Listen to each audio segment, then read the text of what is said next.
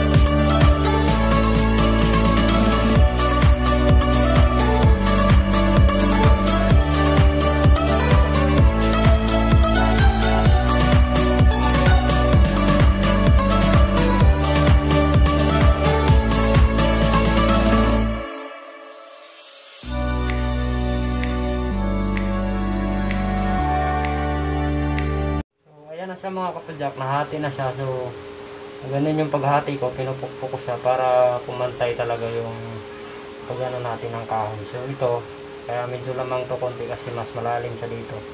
So kikiskisan lang natin ng maayos para gumanda.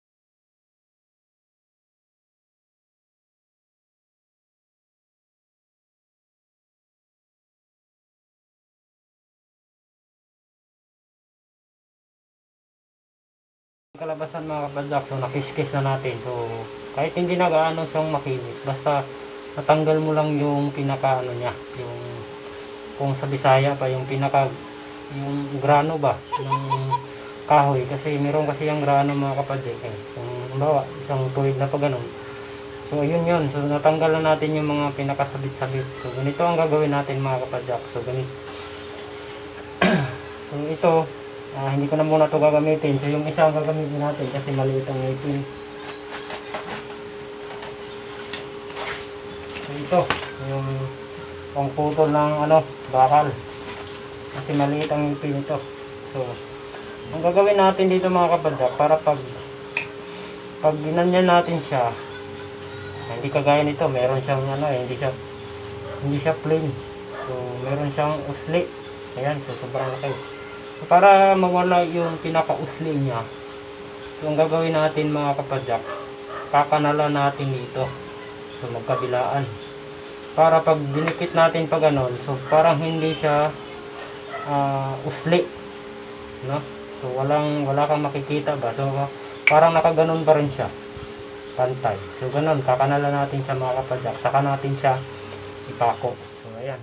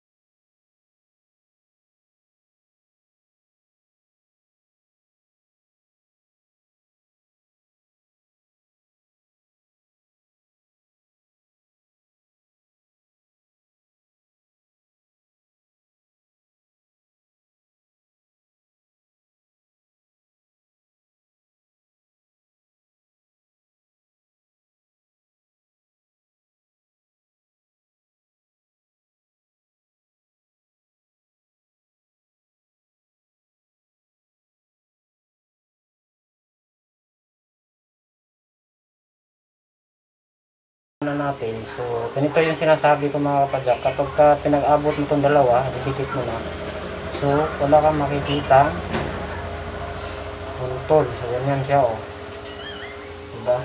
So halos pantay. So nakaganyan siya, oh. Hindi kagaya ganina na nakaganon. So ganyan na siya mga kapadyak. So ipapakaw na natin.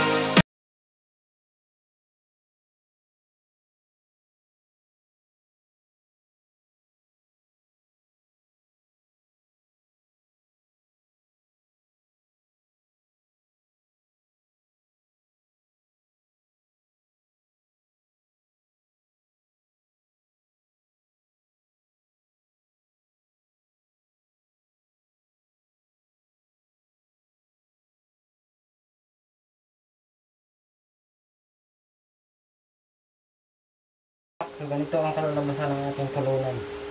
So ganyan na siya. So ito na lang mga kapadyak. So ganyan na siya. So bibili tayo ng tansi bukas. So yung maliit kasi yung binili kong tansi medyo malaki. Alala niyo yung pinalipad nating Saragula na Giante Express na fighter. So hindi siya makaangat kasi masyadong mabigat yung tansi na nylon na binili natin kasi malaki. So bibili tayo ng maliit, so dito natin siya ilalagay. So yun lamang mga kapadyak, hanggang dito na lang yung video na to. So sana meron kayong natutunan sa paggawa ng pulunan ng tansi. So maraming salamat mga kapadyak.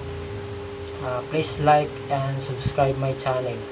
So abangan nyo pala mga kapadyak yung biyahe namin bukas. So, hanggang dito na lang ang video mga kapadyak. Maraming salamat.